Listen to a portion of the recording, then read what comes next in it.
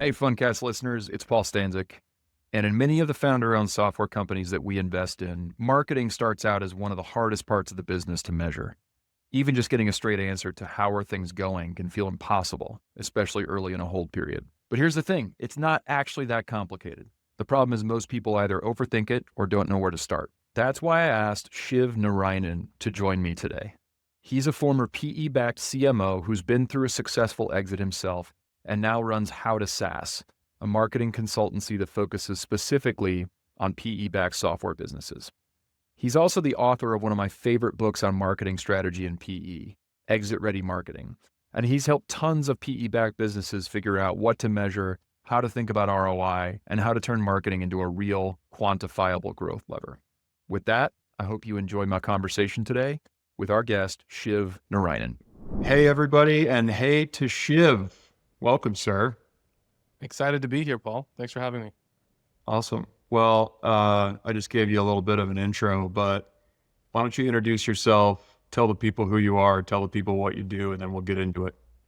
Yeah, I run a firm called How to SaaS. We are a management consulting firm, and we work primarily with private equity groups and their portfolio companies to help them scale on the marketing side. And we operate, I'd say, we have three main solutions. The first is marketing due diligence. When they're looking to buy a company, within a couple of weeks, we can help them figure out what is the potential of that investment to scale once the deal closes and we want to build our value creation plan.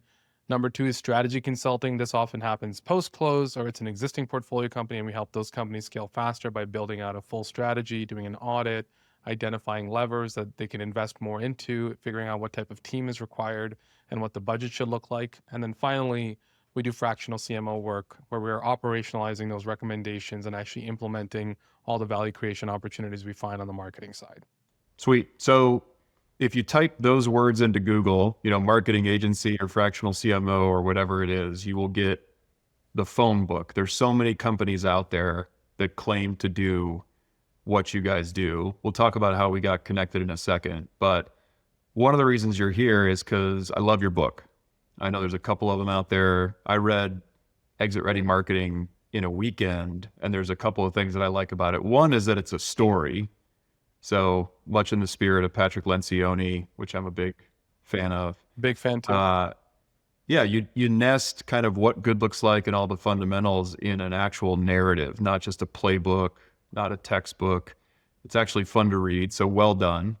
But two, there's like some really strong opinions about how to do marketing well in that story.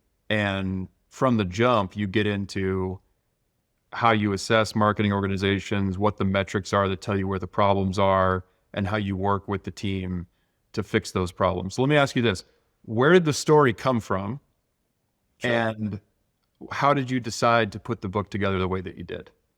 Yeah, there's a lot of threads there, so let me jump around a bit. I started this firm back in 2019, and before I started this business, I was a CMO of a software company called Wild Apricot, and this is before SaaS was a popularly understood term. Private equity wasn't as big as it is now, where everybody kind of knows about it. And we built that business to about 20 million in ARR, and we did it without a sales team. And then we sold that business in 2017 to a strategically backed company that was backed by a couple of private equity investors, and then they sold it to a different PE firm in 2018. So I went through these back-to-back transactions, and I was previously in a founder-led world, and the founder of our business, the CEO, was an incredible CEO and a mentor to me, and we grew that business together. And then when we sold it, a lot of things changed. And then I had to learn a lot of things on the go. And both the investment firms that bought us noticed that we had built this incredible business without a sales team. So they said to me that, hey, we have all these other companies that we've invested in, and they're mostly sales-led. Can you come in and help us out and figure out how to grow these companies faster? And as I got into those companies, it was very shocking how immature the marketing function was inside established companies that are north of 10 million, sometimes 50 or even 100 million.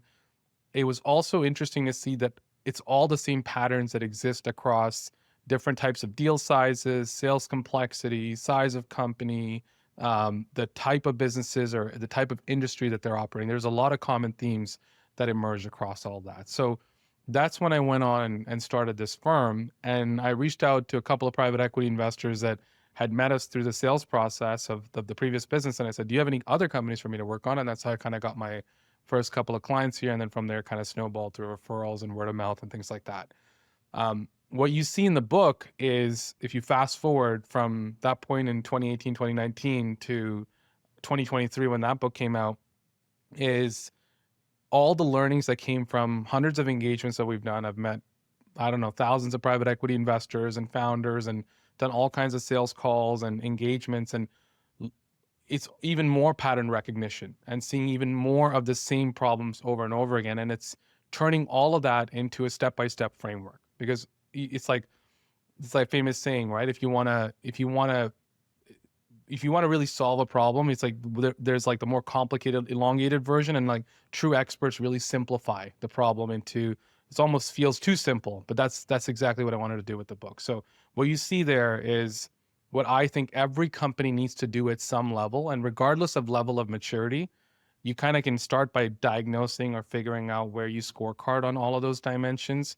And then you have an active next step that you need to take as a firm, whether it's in TAM and segmentation or product marketing or go-to-market strategy or demand gen, and all these different areas that apply to all kinds of companies, regardless of what their specific context is. And then to your last point on, there's a ton of marketing agencies out there, and what kind of really separates us, it's really that work that distinguishes us. There are thousands of marketing agencies, but if you were to kind of Google marketing due diligence, we were the first ones to pioneer that term. And we're probably the first result that comes up. And it's because we have this unique insight into a market. And I can talk about this for a long time. I think great founders and companies that come about our entrepreneurial journeys usually start with an earned thesis about a market. You have some unique insight that you have lived through that provided you this secret that can then be leveraged into a competitive advantage and create a moat for you in a particular market. So, for example, at How to SaaS, we don't do execution work. We don't come in and tweak your Google ads or write SEO articles for you or create websites for you. There are thousands of agencies that do that. But what we do is we are doing the strategic work that private equity boards care about, that CEOs are being held accountable to, doing planning cycles that even CMOs are not well-versed enough to deliver on. Probably the CEO or the private equity investors frustrated with their leadership to not have certain metrics to be able to make certain decisions. And by doing that work, we're helping these companies generate more enterprise value. So that distinguishing factor has allowed us to build the partnerships that we have and generate the business that we've been able to over the years. Sweet. So within everything that you just said, like you talked about, hey, the types of things that private equity funds care about. You talked about the difference between a mature and an immature marketing organization. Let's talk about that diligence thing, because you guys do it. You do it well. You're one of the pioneers in this space. I would also say being very stuck in with our deal team and having lots of friends who sit on both the operating and deal side of private equity, I would say marketing is probably the least understood part of a diligence process. And a lot of investors out there, a lot of operators out there don't have as clear of a framework as they would like to evaluate the marketing team, the marketing strategy, how the spend is performing in that part of OpEx. So what do you guys look at in the diligence process for marketing, and why is that important? Yeah, it's important to understand why marketing is one of those areas that's either misunderstood or overlooked. And one of the reasons why is, like, if you think about between the year 2000 and even 2020, you could have built a $100 million company without really investing much into marketing, by having a great BDR, SDR, account executive type of motion, and just rinse and repeat, hire more reps, cover more territory, dial for dollars, and kind of just scale that up. And somewhere in the late 2010s, like 2015 onwards, I'd say that started to shift, because buyers started to make more decisions through self-serve channels. They were reading more content than ever before. There's all kinds of resourcing out there for you to figure out and compare different options and alternatives. And then they would get to a sales rep way more educated than before as well. So the challenge to close a deal became harder with just a sales motion, yet marketing was not getting as much investment inside firms. Even today, we meet companies all the time that are like, let's say 50 million in revenue, and they have less than 5 marketers. Very common scenario. And so because of that, when investors are trying to diligence an investment, they will look at sales pipeline, salespeople, performance, process. They'll do a market segmentation or TAM analysis or look at share of wallet type of data. They'll do financial projections and financial underwriting. And then they'll do other types of diligence like technical or legal diligence to figure out, am I really buying a good asset here? And with that, you can get 90 to 100, like even 100% in some cases of the way that you need to in terms of confidence to be able to deploy capital. The problem is that when you underwrite revenue projections, it almost ends up being a math exercise if marketing is overlooked inside of a lot of these companies. And what you really want to do during diligence, and now I'm getting to the second part of your question, is what you want to figure out, there's a few main questions you want to answer. And it's not just about marketing, it's about revenue. So one is, how predictable is the future revenue of this business? And can you really bank on that as you're underwriting a year-over-year growth rate or an EBITDA margin projection, a rule of 40 projection? You have certain covenants to uphold, right? How predictable is that? And then what role do each of the departments inside need to play in order to get there? What does sales need to do? What does customer success or account management need to do? What does product need to do? And then also, what does marketing need to do? And so within that question now, you can evaluate, hey, if we need to close, for example, $10 million in ARR next year, how many opportunities do we need? How much pipeline does that equate to? How much of that pipeline is coming from each of the different channels, whether it's inbound, outbound, SDR driven, events driven, paid media driven, SEO driven? And what role does marketing need to play in order to get there? And how much spend is required in all those different areas in order to generate that revenue? And if you don't actually have a scientific way of understanding that, odds are you're going to miss your targets. And what happens is when you kind of underwrite this type of revenue growth incorrectly, the problem shows up in a board meeting 4 quarters down the road, where you think you're kind of hit the targets, and you find out actually we're going to miss quota or we're going to miss our projections because we didn't have enough pipeline. And then finally, to figure out how much revenue is required, you then have to understand, where should your budget be deployed, and is your budget right sized and you have the right type of team in order to actually be able to do the activities you need to do. And without that third piece, even if you have the best plans, you're not going to be able to do the things you want to do. So inside diligence, and even inside the first 100 days as you're building a value creation plan, those are the 3 questions you really need to answer, and figuring out what's marketing's role in order to get there. And one of the things we often like to say is, like, your revenue problem is often a marketing problem, but you are often diagnosing it as a sales rep problem. This is why you might fire your VP of sales when you just don't have enough leads, or fire certain sales reps when you don't have enough of the right pipeline, or you're targeting the wrong customers and you're worrying about your close rates. Like, there's just a mismatch between those different functions. So the better of a job you do to diagnose that and figure that out, that sets you up for a better value creation plan to ensure success on the plans that have been laid out. So let's say you're a CEO or a VP of marketing or a CMO, and you are in an exit process. You're thinking about selling the company, and you get in a Zoom and you're there and you say, hey guys, nice to meet you. We're going to be running the diligence process. What are some of the things that you're going to ask them?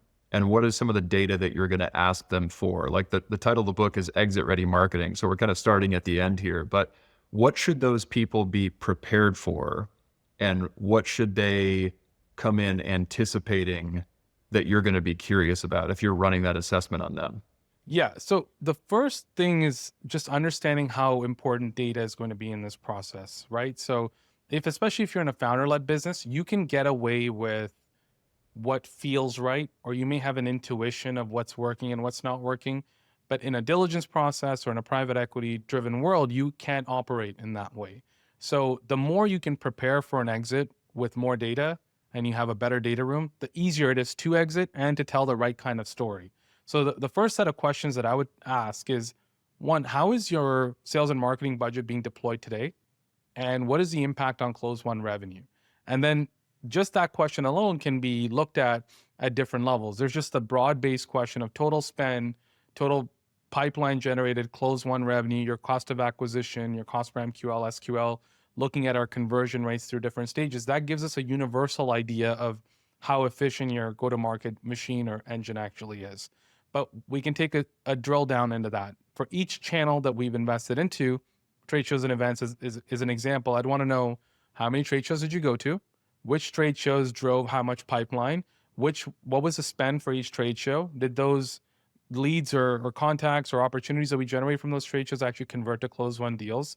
How much inefficiency is there inside each channel? And I can tell you, there hasn't been a company that we've diligenced till date where there isn't a ton of inefficiency, because a lot of these companies kind of just do things because either they've always done it, or nobody's actually looking at the data on an ongoing basis to say, oh, this spend that's going over here, we probably don't need that to get to where we want to Yes. get to.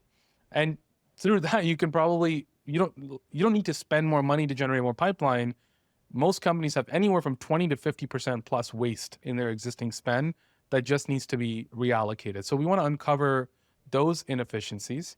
Then third, we want to ask ourselves, how much more opportunity is there in areas where we are doing well, where our return on marketing and sales spend is actually generating a strong return? So it might be, for example, paid media. We're spending $1.5 to $2 million a year, and our CAC payback period is 15 months, which is not bad in this market where deals are harder to close. So ideally, you want that number to be below 12 months, but 15 months is not bad. Within that, we might find that we can scale that same spend by 2 or 3x while keeping our CAC payback period the same. Meanwhile, we have other channels where the CAC payback period is 24 months. So why would we not reallocate from this more inefficient channel to paid media, where we can potentially scale and land more pipeline and revenue? And then the fourth thing would be, are there net new opportunities that this company has not invested into, or they've overlooked, or maybe they haven't had enough budget, or they just don't have enough maturity to explore it, that we should evaluate? And how much potential sits inside those channels? Like, in a lot of companies, we'll come in and we'll find that companies haven't focused a lot on SEO, or they haven't focused a lot on paid social, or they haven't done a ton of website work or product marketing work. So depending on each company, the answer is a little bit different. But those net new opportunities, we should forecast out, hey, we should probably unlock a limited amount of budget and test out these other areas to get signal and data. And if we can validate that, now we can scale this up. And then after you answer those 4 questions, the final 2 things are just on team and budget. So understanding, what does the org structure and design look like today? And do we have the right talent in place to implement these changes? And then finally, is the budget sufficient enough to fund all the changes that are being recommended here?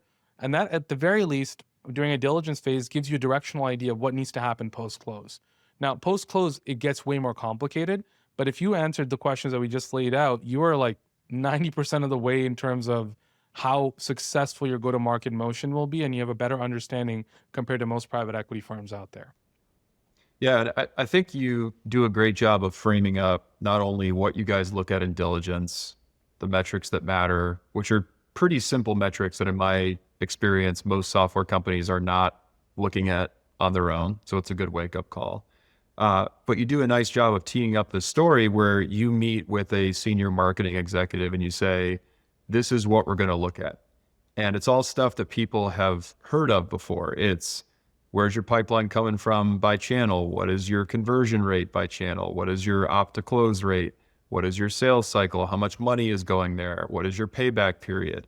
So it's kind of funny, right? Like, there's this tension, like everybody kind of knows the things, if they've spent a little bit of time doing research, what they should be measuring, but 90% of people aren't measuring those things. And if they are measuring them, they're not having the right conversations about that. So why do you think that is? Like, what is in the way of people measuring these simple but important data points? Because they tell you a lot. Yeah, I think so. I actually, last year, we launched our own training program called the C-level marketing program. And we promoted it to a lot of marketing leaders of private equity companies. And I did this program for over 12 weeks. And one of the reasons why I did this program is that I've met so many marketing leaders and CEOs, and there's just this disconnect. And I find that the CEO is really frustrated that the marketing team is not giving them the right data or confidence to be able to invest more. Meanwhile, let's say an investor is breathing down the CEO's neck to figure out how to scale faster or how to find efficiency.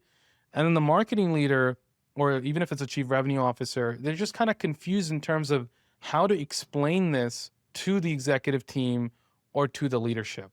And I think one of the big disconnects is that there are a lot of marketers that have technical skills, but not enough marketers that have, I would call, the C-level skill to be able to communicate up to understand business strategy, to be able to connect their work to financials and actual uh, monetary results that really matter at the board level, and having that executive presence to be able to kind of have those kinds of conversations in the right way. Most of the time, you kind of see a marketer that might be frustrated or feels like they're not getting enough credit for the work that they're doing, or sales is saying unfairly that they're not getting the right kind of leads in the door. But not enough marketers are taking a step back and thinking, what are the objectives that the investors have here? What was in their investment thesis? How much is it? How much debt is on the business? How much cash do we have on hand? What are our revenue projections? Like, these kinds of questions really matter before you decide what the marketing strategy should be. You might think there are 5 to 10 ideas that you should be implementing, but if you understood how much cash there is on hand, just that question alone might change your mind on what should be prioritized. So I think there's this gap between what a marketer thinks their role is and what it actually is. And sometimes there's almost like a informational discrepancy or a transparency issue where maybe the CEO knows certain things about the business and the marketer doesn't. And the marketers, especially the CMO, their job should be to get as much of that information as possible so that they can make more educated decisions on what the priorities should be. And then everybody's aligned and on the same page. Yeah, I love that. And whether you call it, I think you call it executive presence. I mean, I call it thinking strategically or being data driven, like they're kind of synonymously in this case. Like, a lot of people out there running fairly large marketing departments are doing this for the first time. And a lot of CEOs are trying to figure out how to crack this nut for the first time. So if you're trying to go from 0 to 1, if you buy into all the stuff that you said, and if you say like, yeah, we do want to get more data driven, more connected to results, more connected to the investment thesis on the marketing side of the ball, where do you start? Like, what are the couple of, like, not easy, but simple steps that you should start with? Because some of this is stylistic, some of it's storytelling, some of it's how you frame things as an executive, but it's also about what you track. It's also about doing the annoying work to define your metrics and get the data set up. Like, what is your 3-step punch list you would give to people who are just starting out? Yeah, I think it's, again, simplifying as much as possible. And this applies to companies that I would say are small, like sub 10 million and even 100 million plus. It's the same fundamentals. So step one is something we just talked about, which is just looking at where is your marketing spend going, and with whichever data model that's available or possible for you, try to figure out what is the impact on revenue at some level. And if you can do that at a channel or campaign level, even better, because that gives you some sort of a picture of what's working and what's not working. I can tell you just that step alone doesn't exist inside 50% plus companies, maybe even more. So I think it's more, by the way, but yeah. Yeah, and I'm being generous there, but I definitely agree. And so in just doing that exercise, and when I say any attribution model, because there's a huge debate out there in terms of which attribution model works, and well, certain things don't get counted. I hear all that, but I'm saying just start with something, whether it's first touch, last touch, multi-touch, weighted attribution, whatever works for you, just start with that. And that'll give you a picture on this channel is bringing in at least this many customers or this much pipeline, and this one is not, or this one is more inefficient. If we start there, that becomes our baseline for communicating efficiency back to the board, or at least the CEO, to be able to say what's happening and what's working and what's not working. Once we understand that, then we can come back with adjustments. So the adjustments would be, here's what I want to scale up or scale down or move or reallocate to other channels. And here's where I think we have more room to scale. And that communication is easier to trust when you've done step one, because you've shown that you have that underlying data in order to be able to make some decisions. And then as you make your adjustments, the step 3 would be ongoing reporting and communication. I'd say this is one big miss for marketing leaders, is communicating with the leadership and the board on an ongoing basis to be able to say, here's what we've learned, here's what didn't work. It's okay if something didn't work, as long as you're on top of it and you know how to fix it or how you're going to adjust it. And then come back and say, here's my plan of action to fix this and reallocate the budget, or try something else that can work. And the things that are working, because there's signal, here's how much more budget I need in order to actually kind of scale that up. If you just follow that step, regardless of if it's a single product company, if you have 30 product lines, the same principles apply. You just have to kind of increase how complex the model becomes. And one of the things I often I share this on LinkedIn often, and it's one of our most popular resources, is just a simple board meeting template where it's like 5 or 6 things that you really need to cover. One is just overall performance, pipeline, revenue, bookings, cost of acquisition, your close rates. You look at your overall funnel metrics. This is your leads, MQLs, opportunities, close won deals. You look at channel performance, and this is your funnel and revenue metrics by channel. You look at your campaign level metrics, which is by campaign, which ones are working and what's not working. Then you have your adjustments, which talks about the scaling down, scaling up, reallocating. You have an updated forecast because you previously had a forecast. Now you know based on existing performance what your performance should be going forward. So you want to update people on that. People and org changes. And then finally, how are you performing versus plan and what should be expected going forward? If you just follow that template, you probably ace every single board meeting when you're talking about marketing. And I can guarantee you that even yourself, Paul, if you've been on inside board meetings and you're hearing marketing talk about things, they probably have 2 or 3 out of those 8 items that I just mentioned. And so that alone would kind of change the culture in terms of how much budget marketing gets. So there's 2 words in there that I think people misuse or weaponize or use to obscure things. There's the word campaign and there's the word forecast. And especially within marketing, one of the things that's been frustrating for me is people can mean wildly different things when they say campaign. And I think on average, a lot of marketers out there are kind of resistant to even the idea of forecasting. Like, hey, that's something sales should do. That's something I can't do on my own. That's, I've never been empowered to put together a forecast.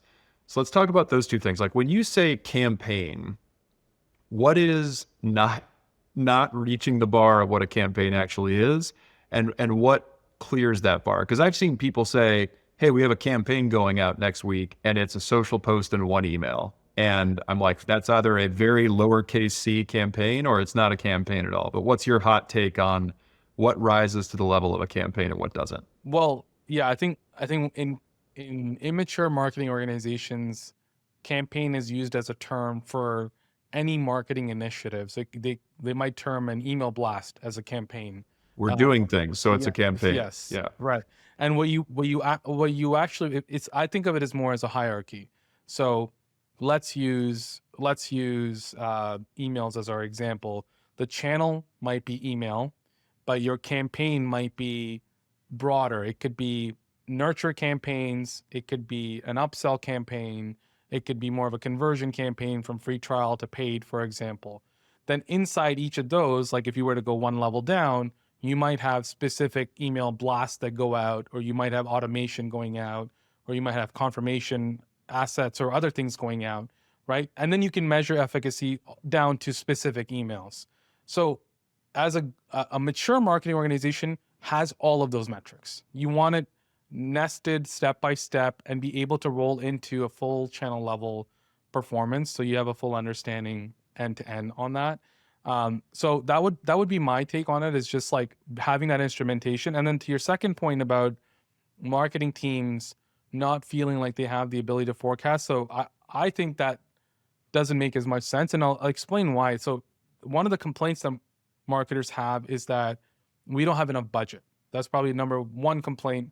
And number 2 might be we're not getting enough credit for what we are contributing to the organization. If you think about forecasting inside companies that are not mature, it's often a top-down down forecast. So it's like, we plan to grow by 25% next year. That means we're going to need this many more bookings. And now let's just set quota or territory assignments or what's required, and everybody kind of go, sales kickoff, let's start. And that often leads to failure because you have not understood what is required from a bottom-ups forecast standpoint for what needs to be done.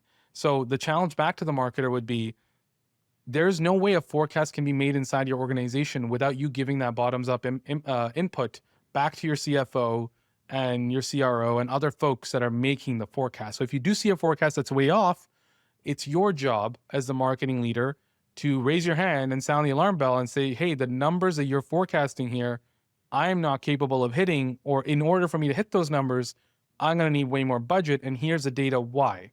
And so what you need to do as a marketing leader is to look at all the specific channels that you could invest into, and then try to forecast, okay, if I have unlimited budget, what could I do when it came to events? What can I do in PR? What can I do in paid media? What can I do with my website? What can I do with SEO content? And then next step, you build a prioritized roadmap based on constraints. Your constraints might be how much budget you have, how many people you have, how fast you need to move. And then that prioritized roadmap might have 5 to 10 items, ideally less than 10, and even less than 5 if you're really focused, right? But let's say it's 5 items. And each of those items should be big bucket focus areas with potential revenue impact, potential investment required in order to get there, a horizon for that investment to be realized or the ROI to be generated, and how many people you need in order to actually execute on all of those things. And that is what you need to be presenting to the board level to say, from a bottoms up standpoint with my current budget, here's what I can do. Now I've done sensitivity analysis and said, if I want to grow this by 20% faster or 30% faster, if you want to hit the math exercise that you've done at the top down level, here's how much more budget I'll need and here's how I would deploy it in terms of programs and people to be able to get there. So that's the culture shift where this actually needs, I can make the same argument for every role. You could do it for an SDR manager, you could do it for somebody building product features, and you should be doing it at a marketing level as well. It's just building that culture inside the company where every person is accountable for a piece of the puzzle and all rolls up into the overall forecast of the company. So a lot of this could fall into the bucket of like optimization, right? Because you're trying to build a model based on past performance of whether it's MQLs or pipeline or traffic or whatever it is. What do you do when you're stepping into a really immature situation where maybe the company is doing marketing, quote unquote, for the first time? So we find this a lot, right? Like we buy businesses from founders. Oftentimes there's 1 or 2 people in the marketing organization. There's no data, there's no campaign rigor. We're probably not doing any PPC stuff. We're not running LinkedIn ads. So there's this idea of like optimizing a foundation that isn't even there yet. How does your approach change when you're really like in figure it out mode versus scale it up mode in a marketing organization? Yeah, I'd say, again, this is a ton of companies out there. It's not a small percentage. It's got to be north of 50% that are kind of at this stage. So a way to kind of think about this is that just because you don't have historic data doesn't mean you can build a plan. What you want to do is you have data in a different part of your organization. Specifically, you at the very least have case studies and you know which customers are most successful with your product. And that's why if you look at that pyramid in my book, it starts with TAM and segmentation work because we really want to know who is the best fit customer for what we are selling. And you can figure that out with a few metrics. One is just conversion rates. So what percentage of people do you win when they get to an opportunity stage? That's top of the funnel stuff. Then you have net revenue retention metrics. Do they expand? Do they contract over time? Are they buying more from you? Can you upsell and cross-sell to them? You have general retention, like gross revenue retention, that tells you like, are they actually a good fit for what you're offering? And then you also have things that are more qualitative, your CSAT ratings, your NPS scores, how often are they submitting support tickets and things like that. And if you were to analyze that work, you're going to start to figure out that you are more for certain types of customers than other types of customers. And then with that, you want to build a basic playbook that gets the ball rolling on a go-to-market plan so you can start collecting your initial set of data. So, and just using an example from the book, let's say initially you thought you were a project management software company, and if you did this TAM and segmentation analysis, you found out that professional services firms like architecture firms or engineering firms are the best fit clients for you. Now, based on that, you can build product marketing and sales enablement and website content for engineering and architecture firms, and you can start targeting them from a demand gen standpoint to land more of those specific types of customers because you know that if you land them, they're going to stay with you longer and generate more revenue for you. And similarly, on the content side, you want to build assets for engineering firms and architecture firms at all stages of the buyer journey. So as you kind of figure these pieces out, there will be anywhere from, I'd say, 3 to 7 areas or ideas or roadmap items or campaigns or programs that you really want to invest into to target that ICP and persona type. And you want to figure out what is the minimum amount of budget required to test out campaigns here so we can get validation back. and collect the data that we need so that the process that I laid out earlier can eventually be implemented.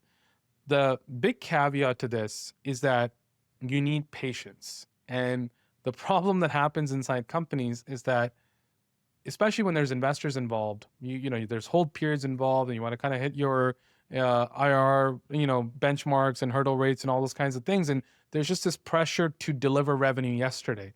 And I'm constantly educating firms and CEOs to say, you cannot zip through TAM and segmentation, product marketing, go-to-market strategy, sales enablement work, launch campaigns, and have leads that'll give you revenue next month.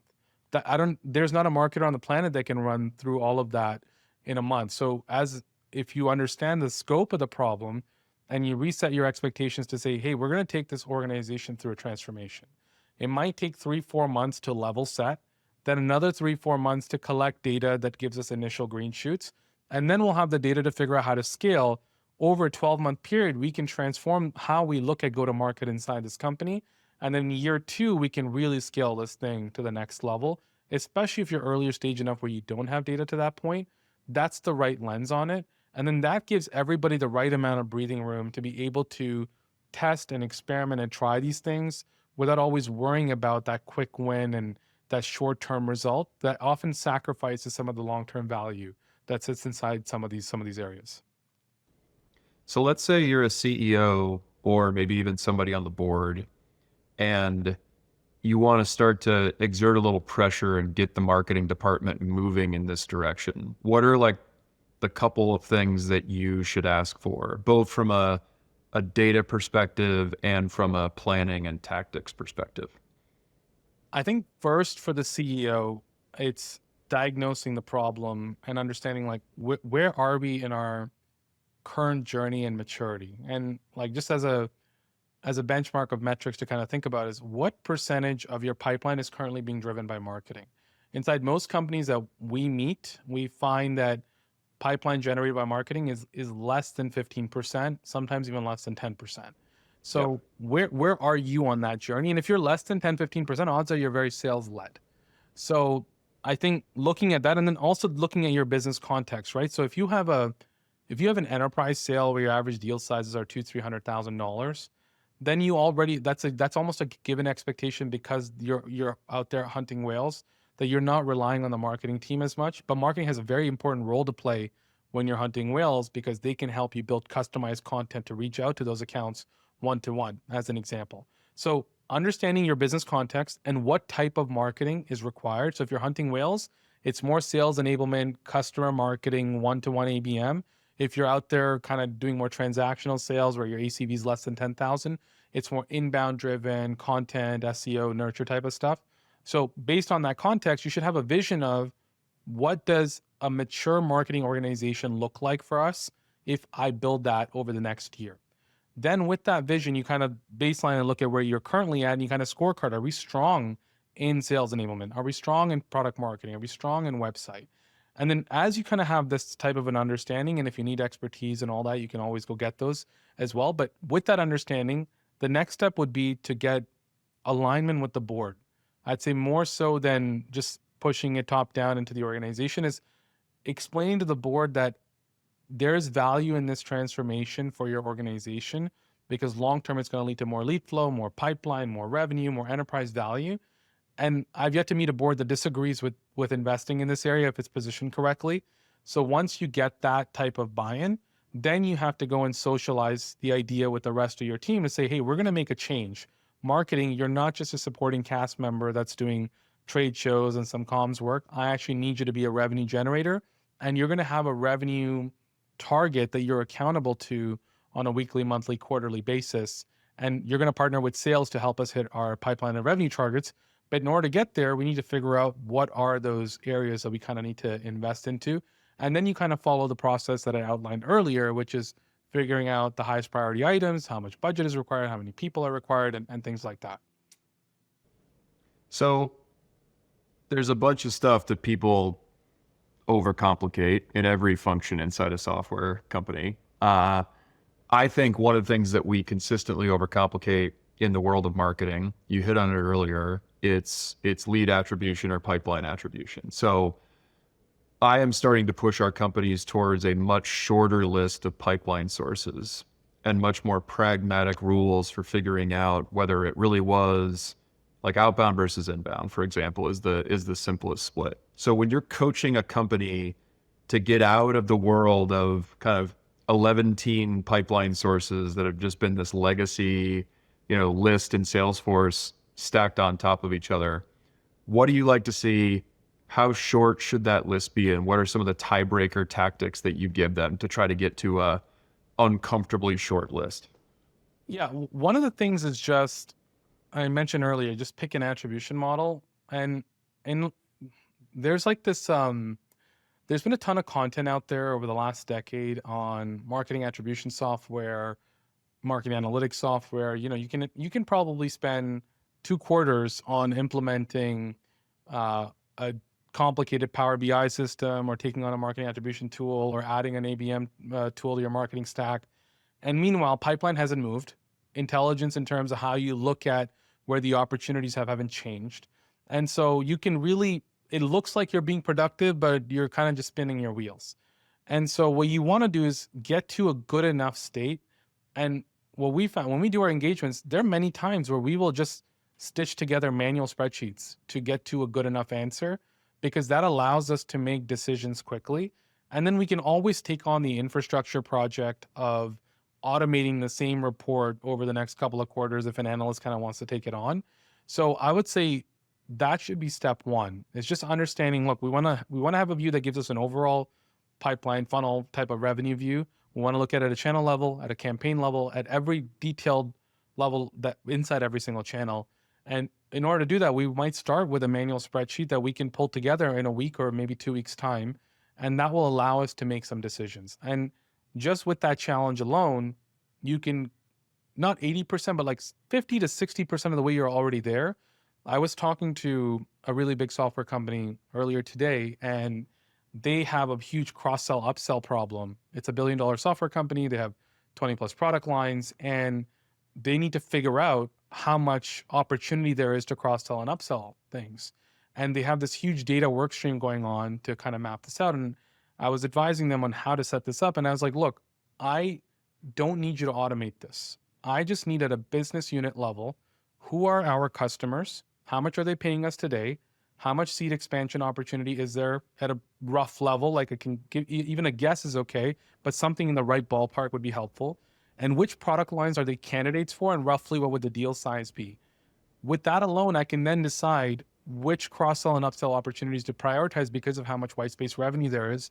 Because at a company of this size, it's got to be in the billions, and it's going to be easier to close an existing customer than it will be for a net new customer.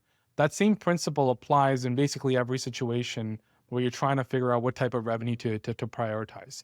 So I think it comes down to the leadership to not try to be perfectionist about these things, because as long as you're directionally correct, odds are you're taking the company in the right direction, right? So it's being okay with that, being comfortable with some uncertainty, being comfortable with numbers that aren't exact, but good enough to make some board level decisions where large amounts of capital are involved. Totally agree. I mean, if you had using one of our businesses, like all our stuff is B2B software, it tends to skew a little more enterprise. So think larger versus smaller ASPs, longer versus shorter sales cycles. Even if you had a spreadsheet with 4 rows on it, true kind of digitally driven inbound, BDRs, maybe if you have an inside sales team, self-sourced from AE pipeline, and then kind of an other, if you have an events or a partner, there's always a fourth one, right? If you just went back and pulled all of your closed opportunities for the last year, and you went through manually and you attributed it manually to where you got each of those, you would know a lot.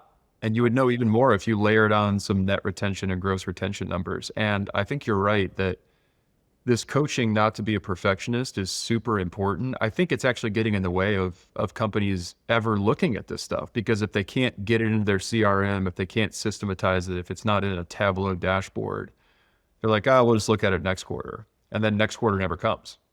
Totally. And I think what ends up happening inside companies over time is they slowly lose their entrepreneurial spirit, because, Totally. like, and I run a small business here. We're 15 people, and bootstrapped it. And even in our last company, until we sold it, like it was still bootstrapped. And at that point, we were like 100, 110 people. But you kind of, when you're bootstrapped and you're founder led, the founder by default has this like duct tape approach to a lot of situations. And that can solve a ton of problems that if you add middle layers of management, people don't want to do that because they feel like their job is to do it in the most professional way. But a duct tape solution is much better than no solution. And in most cases, when you're trying to build the most professional solution, we don't have time to do an infrastructure project for 6 to 12 months. Like I talk about this a lot. Like a lot of marketers lose their jobs because when they first land a CMO role, the first thing they want to change is the website.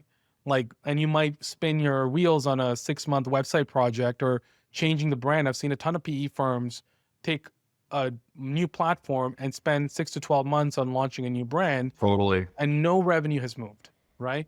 So why did we do that in the first place when you could have spent all that capital? Like I've seen companies waste $500,000 to $2 million on rebrands when they could have spent that on campaign dollars that would have helped them scale faster.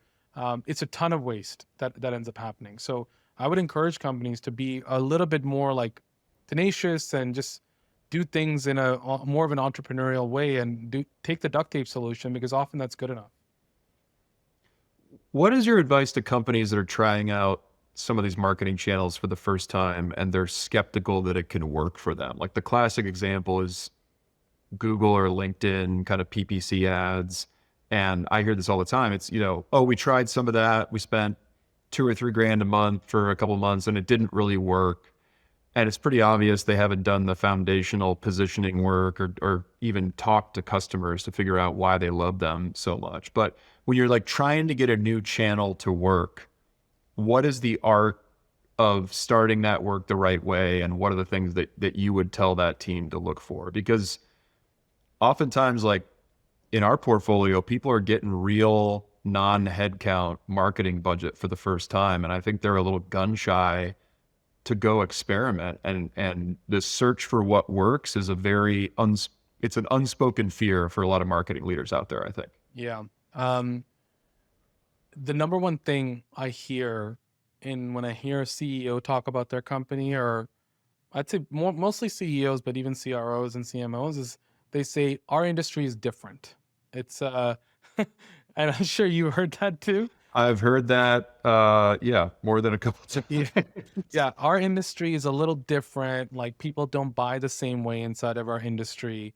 There's this like belief that somehow in their market, everybody is behaving differently than anywhere else. Meanwhile, we know in the general public, if we were to think about consumer applications, everyone's using Instagram, Facebook, TikTok, WhatsApp, Gmail, like ChatGPT. They're all using the same stuff.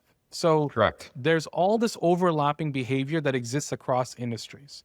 That's the first thing we know. The second thing that we know is that like when I meet people, CEOs, of course, like they're often the first salesperson inside companies, but it's hard to meet multiple people inside companies that are not in sales that have actually closed a deal. People that have booked a demo, ran a demo, sent a sales follow-up, felt a rejection, put a deal in the closed loss column, right? Put a proposal together only to have feedback that this is not good enough or the price is too high, and how to deal with that objection, right?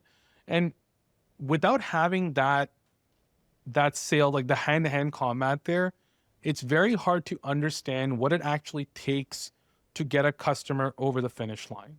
And if you don't understand that, then at some base level, like the organization, if you think of an organization like an organism, it's like we're trying to convince a market to trust us to solve a particular problem.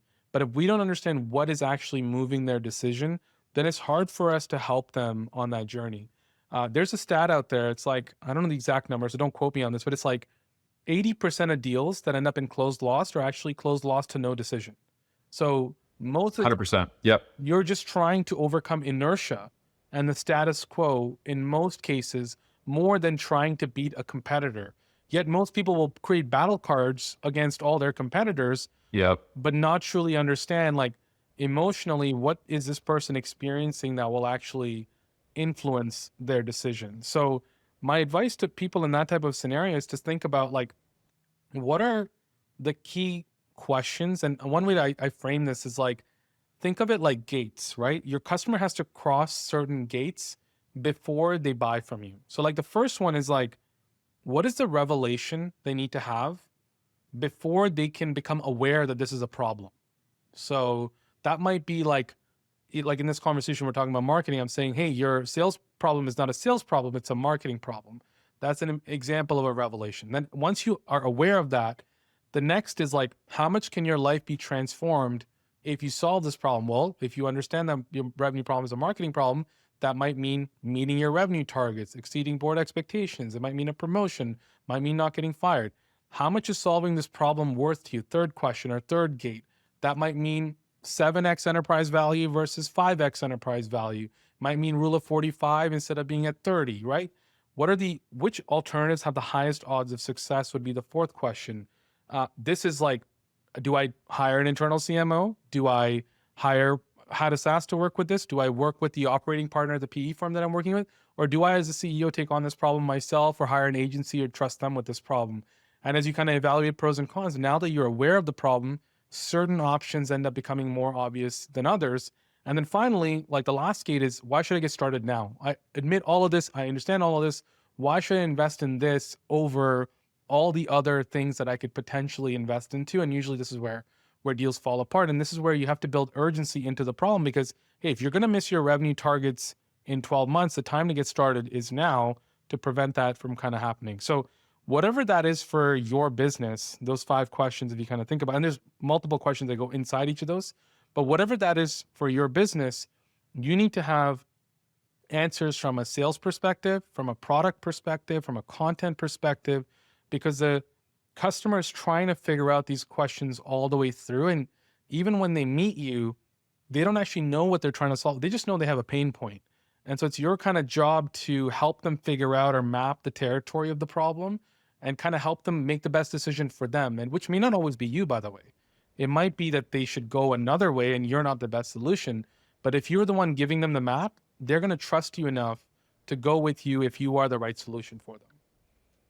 Yeah, we haven't talked about it much today, but especially when you're talking about telling that story in the right way and shepherding them through the gates, which, by the way, I think is a great way to think about what marketing and sales does when it's done well, is you got to talk to customers and understand the work that they're trying to do. Because if they're not using you, and maybe they're not even using a competitor, they're getting the work done somehow, right? And the closer you get to true understanding of how that work is getting done, the easier it is to tell that story that you're talking about. So we've got a great example in our portfolio right now.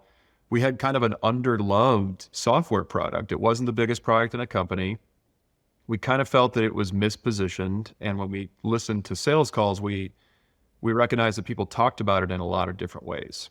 And we kind of felt like we were guessing. And so I led a customer research product where all we did is we went and talked to our happiest customers and we asked them a couple things. We asked them, what were you doing before to get this job done? When did you have your breaking point? So when did you say enough is enough? I got to look around. What else did you look at and why do we stand out? And what's the number one thing you can do today that you couldn't do before?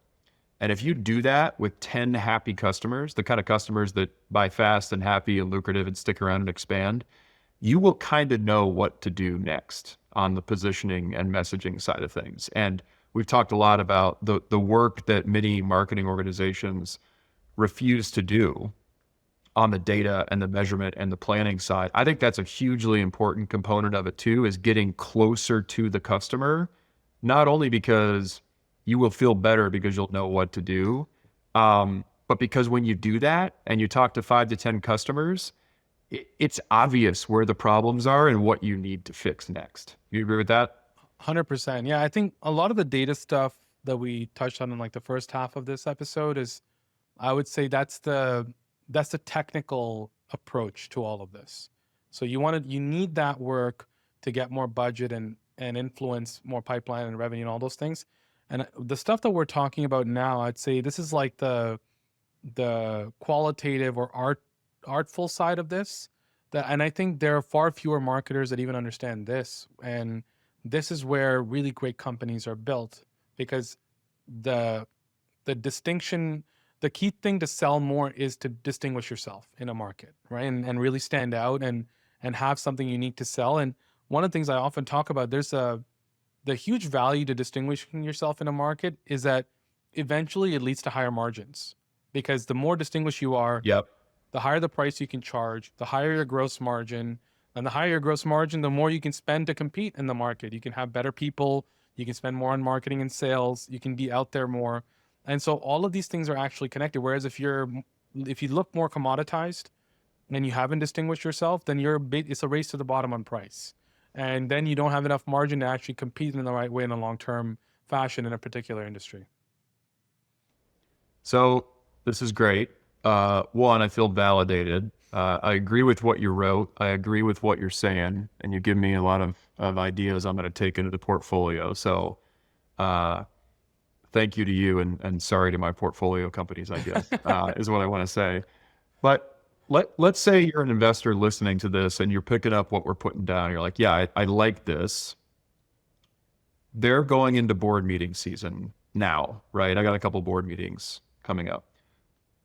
What is the thing that you should ask your team inside the company to get ready for you to have a better board meeting? Not as a gotcha question, not as a pop quiz, but to have a better board meeting as a marketing organization. What is the one thing you should ask as an investor or a board member for? Yeah, I'd say it's that board meeting template or structure that I kind of walked you through earlier. I think asking the team to prep an agenda according to that same structure would be super beneficial. So doing the marketing section should start with overall performance, pipeline revenue metrics, With numbers in the numbers. performance. Yes, as many of the numbers as we want, and getting down to every channel and pipeline level and understanding what's working, what's not working, all of that, and then understanding the technical side of how forecast should be updated and how it connects with sales and all of those things. I think that if you request that, it challenges the marketing team to produce those numbers and have them also tell you which numbers they're not capable of producing. Yep. And that will also give you some answers on sophistication level. And this is one hidden truth about all this, is which I find when I'm in because one of the main questions I get asked during diligence is our marketing team good enough to take this company to the next level? Can you tell me this discreetly? And I can tell within 15 minutes of meeting a marketing leader, if I ask them these questions and they're not able to answer it or tell me that they actually have the data, and they've been in the role for more than a year, I'm legitimately confused as to how that's even possible. Like what is the team working on if you don't even know what your performance metrics are like and what's working and what's not working? So that tells me that in a PE world, you're not fully capable of leading the organization in that way. And so I think thinking of it in that way, and not to penalize the team, but just asking matter of fact, can you give me these 7 to 10 numbers so that I have an understanding of where we should invest marketing dollars going forward? And if you have additional areas where you want me to spend, where you think we can scale faster, give me those answers as well. And that'll tell you about the company's maturity, but also the team that you have and whether you should bet on them long-term. So I love the book. I love the philosophy. I love the structure. I love the experience. What were your inspirations for writing the book? Like, everybody steals from everybody else. Whose DNA are on those pages? Because I can take some guesses at it, but I'm curious who your marketing inspirations are. Well, you mentioned one. I definitely like anything Lencioni. Read all of his books. Yep. One of the early ones for me was actually Michael Porter. When we were building Wild Apricot, there's this one big meeting. Dimitri was our CEO at the time, and I had, and he asked me, he's like, "What is our strategy?" And I actually didn't have a good answer for him. And I often I have a presentation on just strategy, and it's literally like ripped off from Michael Porter's like paper of what is strategy that they teach in business schools. And just this idea that strategy is not about being better than your competitor or prioritizing a good thing over a bad thing. It's about being different from your competition and prioritizing one good thing over another good thing, because it's all about resourcing, right? And for me, like literally all the stuff that I teach, what's in my books and everything plays off of that, and it's trying to answer complicated marketing questions with that lens. But that was a hugely important moment for me in my career, because I started to look at our business differently, thought about resourcing differently, and that changed the trajectory of the company as well and allowed us to eventually exit that thing. And then the third one would probably be Jim Collins and the good to great type of framework, because people is such an important aspect, like who's on the bus and who do we need to kind of get off the bus. And I think that's the other side of this is you can have the best strategy and the wrong people and it's never going to work. So, and I think a lot of PE firms kind of talk about that. So that's why we talk about resourcing a lot as well. Cool. Well, Shiv, this is great. If I'm nodding my head, you're giving me some ideas. If people listening to this are feeling the same way, how do they learn more about you and what you do? Yeah, the best way would be to go to our website, howtosaas.com, and just schedule a consult. And would love to talk to any PE firms or software companies that are trying to figure out how to scale their marketing. Awesome. Well, thanks for joining us. And I'm sure it won't be the last time we do this. This is fun. Yeah, excellent, man. Thanks for having me. This was great. Cool. Thanks, everybody. See ya.